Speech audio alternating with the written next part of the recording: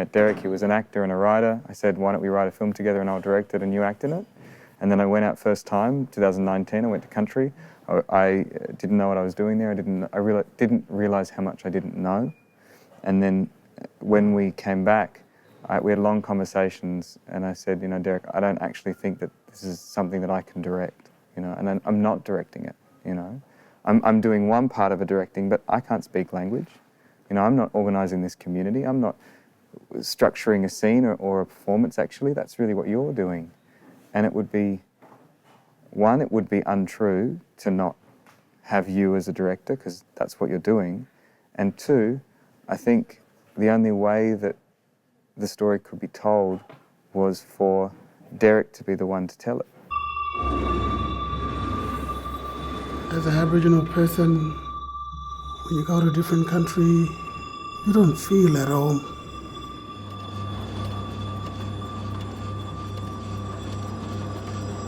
You don't feel you belong there because it's not your country.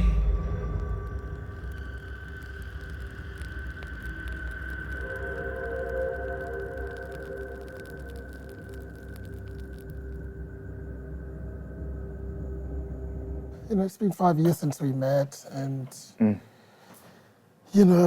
like Matthew said today, we filmed it, we went out, when we started writing it, and then going out back to country, taking them back to scout, to see what it really feels like.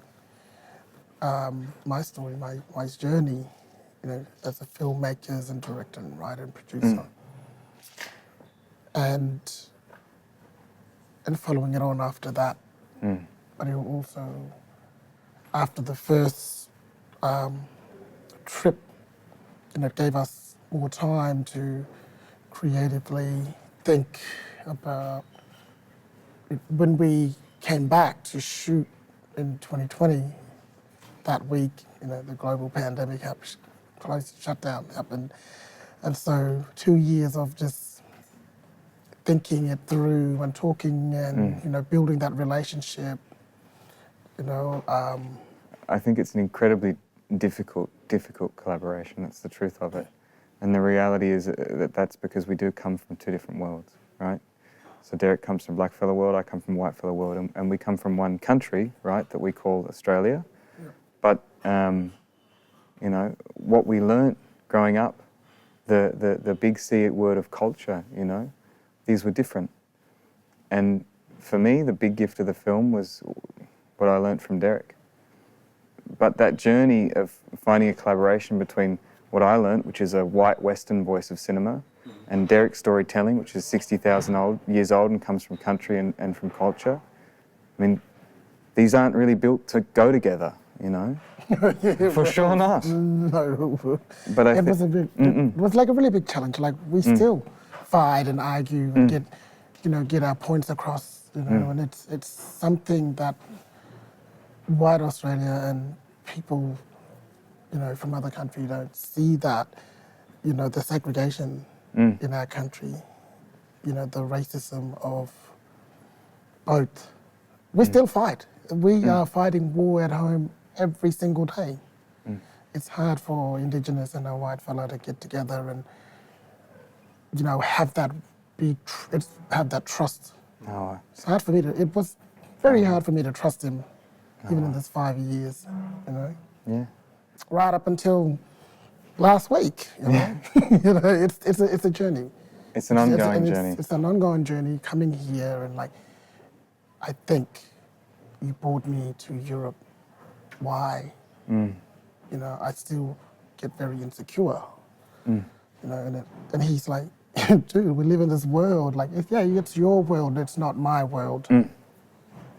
I took you to my world, and you're still learning from my world, and I'm still learning from your world. The people in Australia that have an issue with the two of us making this film together as a white man and a black man generally are people who are very much entrenched in an all-white camp, or also people who I've witnessed who are entrenched in an all-black camp. Now, I'm not taking any side or commenting in any way on the politic, but what I am saying is that I'm interested in how people tell stories in that group and have a voice, whether that's a white voice or a black voice. And I'm also interested in how stories are told together. And I think when we talk about colonialism, an economic social system of theft, right? Theft of land, theft of culture, theft of money, theft of anything that can benefit the colonizer. And I think this film for us is an act against that because it's done together. And instead of taking, it's sharing. Do you want to talk about Naparchi? Yeah, it's Aboriginal in my language is you give me something, I give you something. And a lot of it's, you know, like you said, like the cultural, all of that other stuff. Back home, it's not the same. Like it's always, white people are taking a lot from us all the time. Oh. And, you know, it's, I give you something, you give me something, and we work together.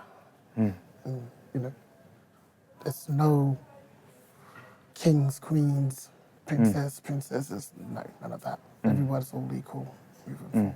I also think that the only space that I've been in Australia where I've felt somehow, strangely, that it was a picture of a truly multicultural Australia, or an accepting Australia is probably a better term, is in Aputula, you know?